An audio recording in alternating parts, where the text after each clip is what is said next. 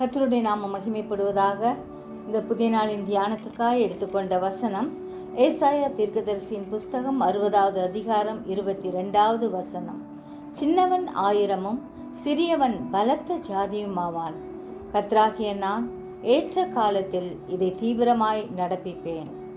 எல்லாவற்றையும் அதினதின் காலத்தில் நேர்த்தியாய் செய்து முடிக்கிற நம் தேவனாகிய கர்த்தர் அவர் பெரியவராயிருக்கிறார். எனவே கர்த்தர் செய்கிற ஒவ்வொரு அதிசயமான காரியங்களுக்காகவும் நன்றியுள்ளவர்களாயிருப்போம். பொறுமையோடே காத்திருப்போம்.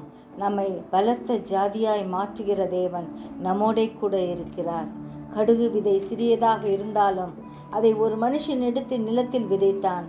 அது சகல விதைகளிலும் சிறியதாக இருந்தாலும் வளரும்போது சகல பூண்டுகளிலும் பெரிதாகி ஆகாயத்து பறவைகள் அதன் கிளைகளில் வந்து அடையத்தக்க மரமாகும் என்றார். இதை மத்தேயு சுவிசேஷம் 13வது அதிகாரம் 31-32 வசனத்தில் வாசிக்கிறோம். நாம் பார்வைக்கு அற்பமாக இருந்தாலும் நம் தேவன் நம்மை மென்மேலும் உயர்த்துவார். நம்மை கொண்டு பலத்த காரியங்களை செய்வார். எனவே நம்மை பூரணமாய் ஆண்டவருடைய கரத்தில் ஒப்பு கொடுப்போம். ஜெபிப்போமா. ஜீவிக்கிறதான் நல்ல இயேசுவே, இந்த நாளுக்காய் நன்றி செலுத்துகிறோம். ஒவ்வொருவரையும் ஆசீர்வதிங்க. நீங்கள் எங்களை வழி நடத்தும்படியாய் ஜெபிக்கிறோம். உலக நாடுகளின் சமாதானத்துக்காக விசேஷமாய் ஜெபிக்கிறோம். சீக்கிரத்தில் நல்ல செய்திகளை கேள்விப்பட கிருபை தாரும்.